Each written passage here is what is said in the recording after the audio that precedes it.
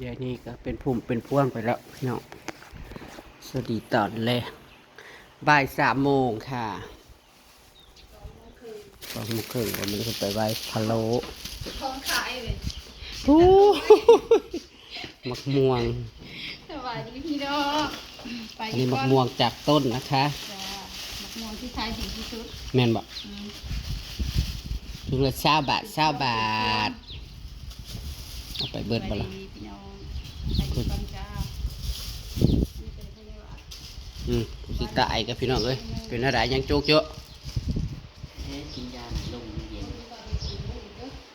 สิตายพี่น้องเอ้ยใจอีหยังก็นอนอยู่นะมันฮ้อนเปิดแอร์นอนอยากสบายอุราอยู่ผวา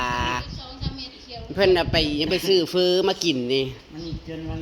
ไปซื้อเฟอมากินผวาปุ๊บเปิดประตูเข้าไปว่าเฮ้ยมาเบิ่งข่อยแน่นี่นะจะข่อยเป็นอีหยังเพราะว่าเขาเจ็บท้องข่อยให้มันแน่นหายใจบ่ออกเพราะว่า เนี่ยแต่ว่าห้ามเขียวบ่แล้วมันลงไปค่าเลยนี่ห้าม งั้นสิกินต่ออีกบ่ ตายมัน เพิ่นกินแล้วเพิ่นกินการบักพริกใส่แล้วไปกินน้ำเป๊ปซี่ลงเพิ่นว่า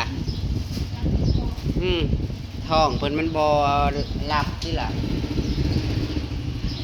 เลยก็สิตาย พอมันเจ็บแห้งเลยมันกินเลยนะเจ็บแห้งเลยคิดว่ามันสีเศร้า เรื่องเทื่อน่ะมันเป็นคือใส่โคแล้วครับติ่งเลยฮะเราติ่งบ่ได้นะประจักษ์มันจุกมันข่อยก็เคยจุกแบบจุกแล้วติ่งบ่ได้แบบคือมันเป็นคืออันกระเพาะเฮามันอันนั้นนี่ เจ็บแห้งเลยมันคือเลือดแดง เดี๋ยววิจักว่าจุกท้อง เจ็บ ห้วย มันก็หลายหน้าที่เติบแล้วเรื่องเทื่อจุกมันจุกอยู่หั่นบัดนี้เฮาติ่งสิหายใจกันหายใจบ่ได้ กินยาเขาไปแล้วมันเย็น เช้ากินลงไปเผ็ดๆนะ การทำผิดท้องนัวนี่แล้วก็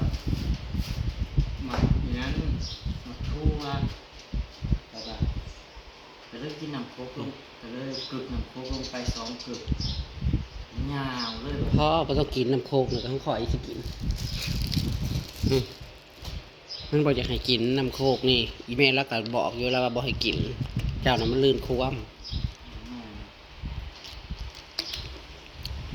หนามันเป็นน้ำโคกก็กินยังจุกมันเกากดสำไรจ้ะบ้านี่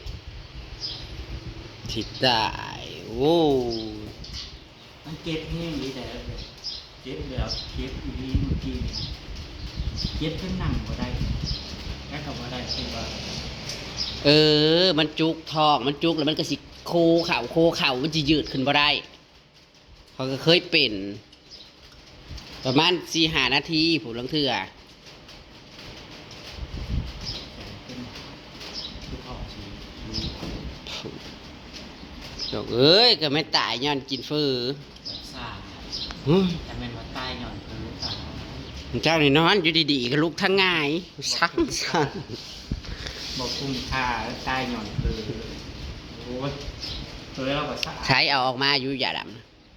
เคยเราแบบสะอาด ำเดี๋ยวนี้เอายาดำให้กิน แต่บัได้ยาดำจนตายเลยเมื่อกี้เจ้าว่าชีอื่นมอลำพี หมอก็จะคัดเสว่าเป็นอะไรผ้าบอกผ้าเขาว่าต้องผ้าคันหมอมาเนี่ยต้องได้ผ้าทองเอาอาหารออก ทำไมว่ามันบอกหายหรอกมันเก็บจนสิสักชั่วโมงหนึงตายออกง่ายส่งให้หมอกับประทัดนะมันเก็บให้ดีที่หมอคน ถ้ามันเจ็บในใส่เจ็บทางใดข้างข่ายข้างขวาก็เจ็บในนี่อยู่ มันเก็บในท้องสิเก็บในไทยสัก คนลมปอมเห็นว่าผีเข่าเพิ่นเอ้ย พาสิว่าแมวคือเจ้าเขาสอบตายเขาเก็บจริงๆนะ อากาศร้อนๆเดี๋ยวเจ้ามากินเผ็ดๆลงไปใส่อีกอันนี้ ไปได้กินน้ำเป๊ปซี่ลงอีก อันนี้บริเพชรเลย บ่เผ็ดแล้วประกาศบักพริกใส่กะปิใส่ มาพีกซ้อมน้อยมาพีกเราหายมาก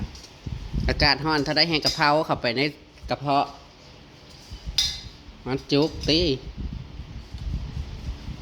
มันยิงแขวก็ไม่ได้ซ่าได้ก็ตายแล้ว ใช้เปิดได้สิติดคุก สิบักติด5ยังกูนอนอยู่ซื่อกูสิมีความผิดอีหยัง ฮะตันไตได้หอม หน่อยใจในห้องกับญาติแล้วเขาสิลากออกมาไว้อยู่พี่ เขาจะเราเป็นร่างกายกรรม โอ้ยเขาสิขาวอิหยังเจ้า เป็นว่า เออ ใครขาวเจ้านี่เขาก็ได้หนีพร้อมนี่เป็นบ้าบอกปัญญาอ่อน โอกาสกินเพชร เออไม่ได้จักมือ มันบ่ได้คือว่าวลูกสัง ปีเป็นตาตายยิงกี ไรฮ้อนแต่ก็ได้เปิดแอร์นอนกันออกมานอนฮ้อนวุ่นๆอยู่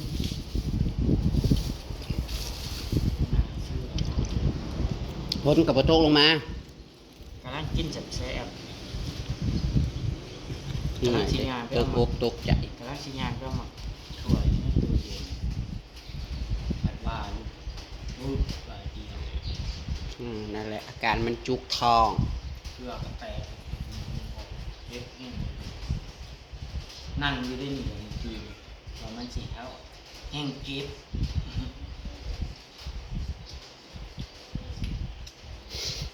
เว้ยขวงเลยเนาะมันพัดตายจากเห็นยังบ่ถือสับโอ้ยกาดก็จะแม่นฮ้อนงัวก็จักมันเล่มกินอีหยังมันเอาจะมันได้กินอีหยังเวลาสิเอาอีหยังให้มาให้มันอ้วนพวกนี้ผู้แดดนะเปรี้ยงเปรี้ยงอะไรเลยสิว่าจักองศานี่นะข้าออกไปใช้ที่แรกว่าจะไปส่วนนั่งตุยๆไปไต่แม่งขนุนบ่แมลงคำ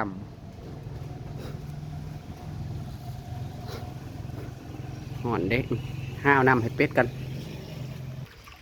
อ้าวเล่นน้ำค่ะโอ้ยเป็ดกะห่อนกะหนเหลือซ้ำนี่แหละค่ะเป็ดกระไดเหลือเป็ดสีเสียไว้อันนั้น7 ตัวเป็น14ทางเป็ดแม่ฟัก2 4 6 8 10 12 13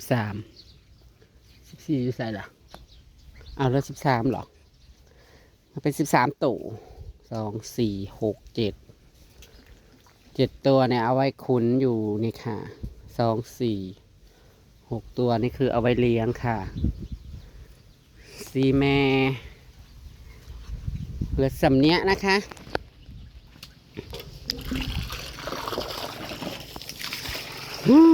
ตกบกตกใจตกอกตกใจนะเงินจุกทองนี่แหละ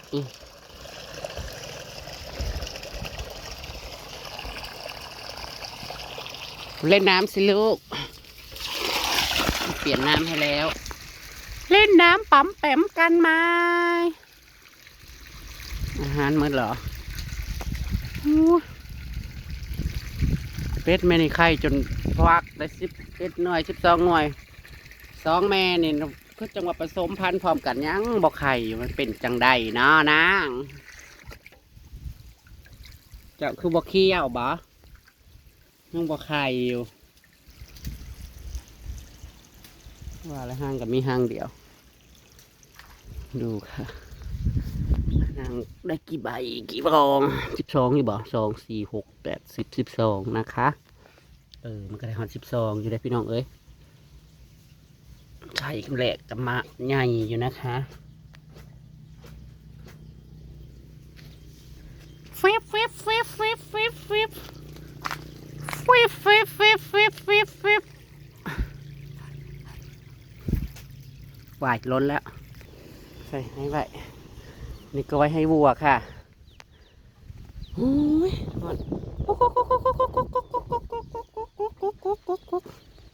นี่กองขยะสะอ่อนลูกไก่มันนี่จ้า21 ตัวพี่น้องพวกนี้ผู้ใหญ่ก็ราคาซ้ำกำปั้นนะอันแม่นี่นะเอามาโฮมให้ตัวเดียวแม่2 แม่ผัด2 แม่3 แม่นะแม่ละโต3 แม่นะลูก4 โตเพื่อกันกับตัวนี้นางเตี้ยนี่กาเปิดให้ออกมากกับบ่ออกแล่นเขาจะแม่นจะอยากถือคังนะนางเบิ่งออกมา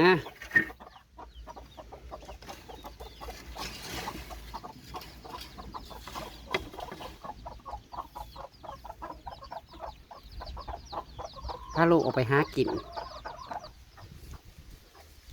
ต้องไปเล่นบัดนี้เล่นน้ำเย็นสดชื่นหอนแห้งดีได้อพี่น้องเลยเบิ่งเอาอาหารให้กัน